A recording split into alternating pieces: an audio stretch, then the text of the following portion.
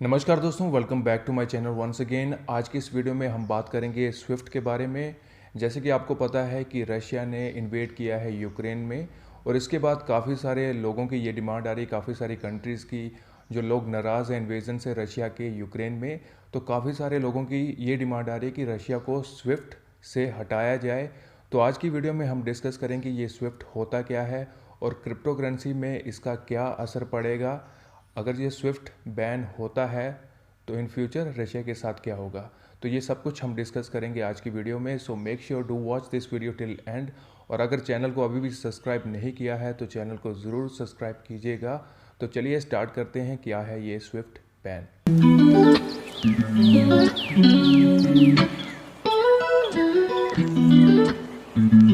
तो दोस्तों, सबसे पहले अगर स्विफ्ट की फुल फॉर्म की अगर बात करें तो इसे कहा जाता है society for world wide inter bank financial telecommunication.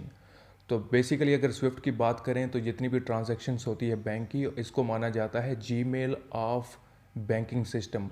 तो स्विफ्ट से क्या होता है कि बेसिकली आपकी जितनी भी आप ट्रांजैक्शन करते हो from one country to another, international transaction या किसी भी तरह की ट्रांजैक्शन आप करते हो, तो वहाँ पे सब कुछ वहाँ पे आपका रिकॉर्ड होता है।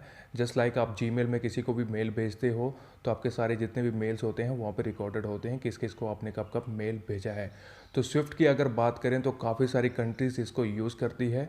अगर हम यूरोपियन यूनियन की अगर बात करें, अमेरिका की बात करें, इवन की बड़ी बड़ी कंट्रीज़ की अगर बात करें तो सब स्विफ्ट का यूज़ करती है। आपने कई बार देखा होगा, अगर आप किसी अपने फ्रेंड को बाहर किसी को पैसा भेजते हो तो काफ़ी बार आपको वहाँ पे एक ऑप्शन आता है कि वहाँ पे आप स्विफ्ट कोड का यूज़ कीजिए। तो स्विफ्ट कोड आपको डालना पड़ता है, तो वही बेसिकली स्विफ्ट होता है।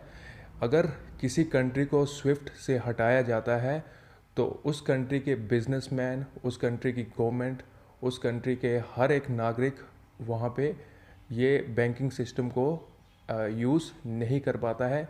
इससे क्या होता है कि उस कंट्री के जितने भी बड़े बड़े बिजनेसमैन होते हैं, गवर्नमेंट्स होती है, वो एकदम से क्रैश करना शुरू कर देते हैं क्योंकि उनका बाकी दुनिया से फाइनेंशियल ट्रांजैक्शन कट जाता है।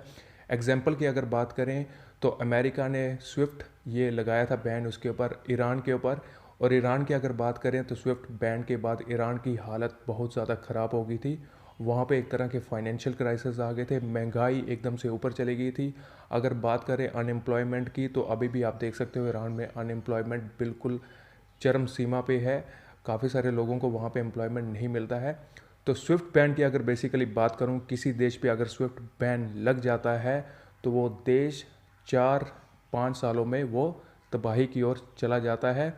वहाँ इसका असर सिर्फ गवर्नमेंट पे नहीं होता है, इसका असर पूरे देश पे होता है। और अभी की अगर बात करूँ तो काफ़ी सारे देश ऐसे भी हैं जो रशिया को स्विफ्ट से हटाने के लिए उसके पक्ष में नहीं है। यूरोपियन यूनियन की ही अगर मैं बात करूं तो काफ़ी सारे देश ऐसे हैं जिसको रशिया से डायरेक्ट बेनिफिट मिलता है। अगर बात करें हम ऑयल एक्सपोर्टर की, रशिया तीसरे नंबर पे आता है ऑयल एक्सपोर्ट करने में। इसलिए काफ़ी सारी कंट्रीज़ ऐसी है जो स्विफ्ट बैन के पक्ष में नहीं है, वो अभी भी यहाँ पे खुल के स्विफ्ट बैन का समर्थन नहीं करती है। अब हम बात करेंगे इन केस अगर रशिया को स्विफ्ट से हटा दिया जाता है तो रशिया के पास क्या ऑप्शन यहाँ पे बचते हैं। सबसे पहला ऑप्शन है, अगर चाइना की अगर बात करें तो उन्होंने स्विफ्ट जैसा इंटरफेस बनाया हुआ है और उसको वो कहते हैं Chinese international banking system, something ऐसे था। आप सर्च करिए, कमेंट सेशन में ज़रूर बताइएगा। वो स्विफ्ट का एक तरह का उसको रेवली कहा जाता है। 80% की ट्रांजैक्शन जो चाइनीज़ करते हैं वो अपने अपने सिस्टम के थ्रू करते हैं, वो स्विफ्ट के थ्रू नहीं करते हैं। तो उसमें जो उनका अपना सिस्टम है उसमें भी काफ़ी सारे बैंक्स जुड़े हुए हैं ऑल ओवर द वर्ल्ड, और वो उस सिस्टम को यूज़ करते हैं। तो अगर इन केस रशिया को हटा दिया जाता है स्विफ्ट से तो रशिया यूज़ कर सकता है चाइनीज़ स्विफ्ट का वहाँ पे यूज़ कर सकता है और अपने आप को वो वहाँ से रिट्रेन करने की कोशिश करेगा। सेकंड ऑप्शन रशिया के पास बचता है क्रिप्टो करेंसी का। अगर वो क्रिप्टो करेंसी को लीगल कर देता है, काफ़ी सारे लोगों ने कंट्रीज़ ने अभी क्रिप्टो को लीगल नहीं किया है, लेकिन तब भी क्रिप्टो की अगर बात करें तो कोई भी देश ऐसा नहीं है जिसने क्रिप्टो को बैन किया है। अगर बात करें ट्रेडिंग की तो हर कोई देश क्रिप्टो में ट्रेडिंग कर रहा है। तो सेकंड ऑप्शन की अगर बात करें तो रशिया क्रिप्टो को लीगल टेंडर बना के वहाँ से ऐसे वो ट्रेडिंग कर सकता है with all over the world. तो इसका असर क्रिप्टो में बुरा भी हो सकता है, क्योंकि अगर रशिया क्रिप्टो करेंसी को लीगल टेंडर बनाता है तो जितनी बाकी सारी कंट्रीज़ है, यूरोपियन कंट्रीज़ है, अमेरिका है, जितनी सारी कंट्रीज़ है वो क्रिप्टो पे बैन भी लगा सकते हैं। इसके पीछे सिंपल सी बात है, इसके पीछे का रीज़न होगा कि रशिया जो फाइनेंशियल सिस्टम को अडॉप्ट करेगा उसको वो रेजिस्टेंस देने की कोशिश वो करेंगे यूरोपियन यूनियन और अमेरिका। अगर रशिया क्रिप्टो करेंसी को लीगल टेंडर बना देता है तो आपको देखने को मिलेगा कि काफ़ी सारी आवाज़ें उठेंगी अलग अलग गवर्नमेंट से, यूरोपियन यूनियन से, अमेरिका से, कि क्रिप्टो करेंसी को बैन किया जाए और उसकी वजह से क्रिप्टो में एक बहुत बड़ा क्रैश भी आ सकता है। सो आपने इन चीज़ों को बेसिकली पूरा मॉनिटर करके रखना है। तो कंक्लूज़न की अगर मैं बात करूं यहाँ पे, तो रशिया पे स्विफ्ट रशिया को स्विफ्ट से हटाना इतना आसान नहीं है, क्योंकि यूरोपियन यूनियन की, अगर यूरोप की पूरी बात करें तो जितना भी ऑयल एक्सपोर्ट होता है वो रशिया के थ्रू होता है।